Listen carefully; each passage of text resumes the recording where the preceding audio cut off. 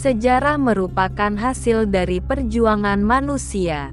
Setiap era pasti memiliki jerih payah dan upaya untuk memperjuangkan segala sesuatu. Seperti sejarah kenabian dalam menentang penguasa. Layaknya Nabi Musa dengan Firaun dan Nabi Ibrahim dengan Namrud. Para nabi menentang penguasa untuk menyebarkan Islam, yakni agama yang penuh keselamatan dan kedamaian. Islam di wilayah Nusantara memiliki sejarah perjuangan dalam menyebarkannya. Setiap ulama dan mubalik mendakwahkan Islam dengan cara berbeda-beda.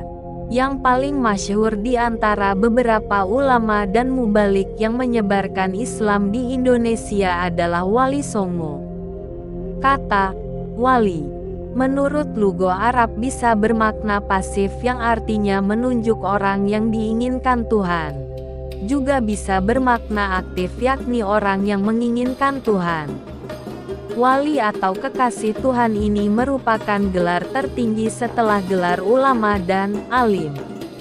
Karena seorang wali adalah hamba Tuhan yang diberikan pengetahuan dari Tuhan dan terjaga dari dosa, mahfuz. Serta diberikan amanah untuk menyebarkan agama kasih dan suci dari Tuhan. Namun yang kita bahas kali ini bukan dakwah Islam secara luas di Nusantara, tetapi lebih spesifik tentang tokoh yang penuh kontroversial dengan ajarannya manunggaling kawula Gusti yakni Syekh Siti Jenar. Nama lengkap beliau adalah Syekh Datuk Abdul Jalil putra dari Syekh Datuk Soleh, seorang ulama asal Malaka. Syekh Siti Jenar memiliki pandangan kontroversial pada zamannya, dengan konsep manunggaling kawula Gusti yang konon dalam cerita babat ia mempengaruhi warga sekitar tentang ajaran tasawufnya yang sedikit menyesatkan. Syekh Siti Jenar merupakan salah satu tokoh penyebaran Islam di Jawa. Sosoknya kontroversial karena dianggap sesat, disingkirkan oleh para wali songo, hingga akhirnya dieksekusi mati. Siapa sebenarnya Syekh Siti Jenar dan bagaimana kehidupannya sebelum menjadi kontroversi? Asal-usul dari Syekh Siti Jenar memiliki banyak versi.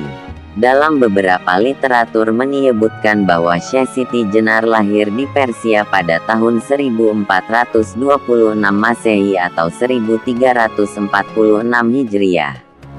Ia memiliki nama kecil Abdul Hasan bin Abdul Ibrahim bin Ismail.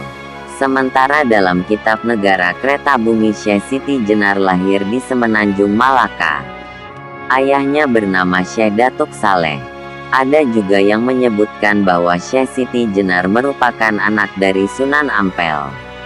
Literasi lain mengungkapkan Syekh Siti Jenar merupakan keturunan Cirebon dengan nama Ali Hasan atau Syekh Abdul Jalil. Ia dilahirkan di lingkungan Pakuwuan Caruban yang saat ini menjadi Cirebon.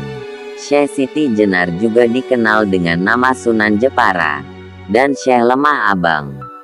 Nama kecil Syekh Siti Jenar adalah Abdul Hasan bin Abdul Ibrahim bin Ismail. Sedangkan nama aslinya adalah Sayyid Hasan Ali Al-Husaini. Setelah dewasa memiliki gelar Syekh Abdul Jalil atau Raden Abdul Jalil. Nama Syekh Siti Jenar didapat setelah dieksekusi mati. Masa pendidikan Syekh Siti Jenar lama belajar di Baghdad, Irak.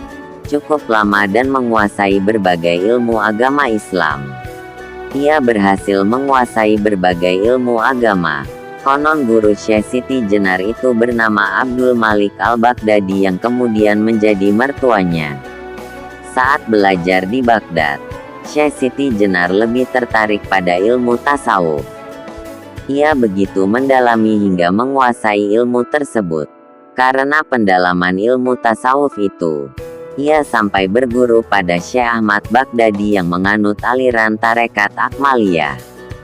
Ia juga menganut aliran tarekat Akmaliyah itu melalui gurunya tersebut. Selain itu, Syekh Siti Jenar juga menganut tarekat Syatariyah. Ia pelajari tarekat Syatariyah dari sepupunya yang juga merupakan guru rohaninya.